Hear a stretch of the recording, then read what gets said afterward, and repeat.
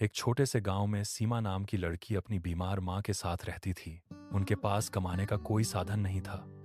सीमा लोगों के घरों में काम करती थी। गांव में शंभू सेठ नाम का एक अमीर आदमी था।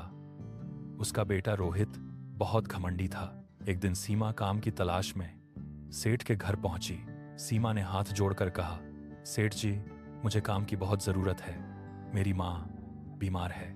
आज सेठ ने सोचा कि कम पैसों में काम करने वाली मिल गई। उसने काम पर रख लिया। सीमा रोज सुबह जल्दी उठती, पहले अपनी मां की सेवा करती और फिर सेठ के घर जाती। एक दिन रोहित के दोस्त घर आए। रोहित चिल्लाया, अरे ओ सीमा, जल्दी खाना बना। अरे अरे सीमा ने मेहनत से तरह तरह के पकवान बनाए, लेकिन रोहित और उसके दोस्तों ने आधा खाना बर्बाद कर दिया। सीमा ने धीरे से कहा, साहब, खाना बर्बाद नहीं करना चाहिए, किसी को इसकी जरूरत होती है। इसकी? साहब, खाना? रोहित गुस्से में चिल्लाया, तू मुझे सिखाएगी? यह सब मेरा है, जितना चाहूं बर्बाद करूं। सीमा चुप हो गई, लेकिन उसकी आंखों में आंसू आ गए। रात को जब वह घर गई तो देखा कि घर में खाने को कुछ भी नहीं था। उसने बचा हुआ खाना मां को खिला दिया और खुद पानी पीकर सो गई। कुछ दिन बाद सीमा ने अपनी मेहनत की तनख्वाह मांगी। रोहित बोला, कौन सी तनख्वाह? तुम तो रोज यहां से खाना ले जाती हो, वही काफी है।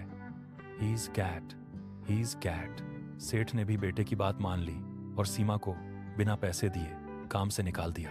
सीमा रोती हुई वहां से चली गई। रास्ते में उसकी मुलाकात उसकी पुरानी टीचर से हुई। टीचर ने उसकी हालत देखी और सब समझ गई। टीचर ने कहा, सीमा, तुम मेरे घर आ जाओ, काम भी करना और फिर से पढ़ाई भी करना। आज आज आज सीमा की आंखों में उम्मीद की किरण जग गई। वह मेहनत करने लगी और अपनी पढ़ाई भी जारी रखी। उधर कुछ समय बाद शंभू सेठ के गलत काम पकड़े गए। पुलिस ने उसकी सारी संपत्ति जब्त कर ली। अब रोहित के पास कुछ भी नहीं बचा था, न घर, न पैसा, न खाना।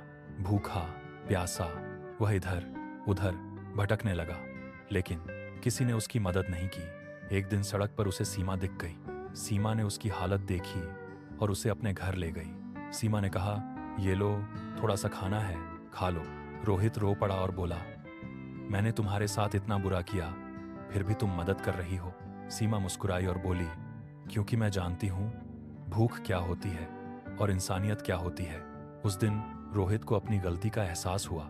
वह सीमा से माफी मांगता है और वादा करता है कि अब कभी गलत नहीं करेगा।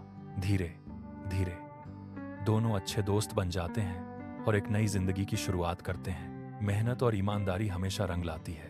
किसी की मजबूरी का फायदा उठाना गलत है।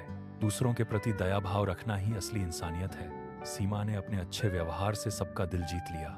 रोहित ने भी अपनी गलतियों से सबक सीखा। जीवन में उतार चढ़ाव तो आते रहते हैं, लेकिन जो सही रास्ते पर चलता है उसे सफलता जरूर मिलती है।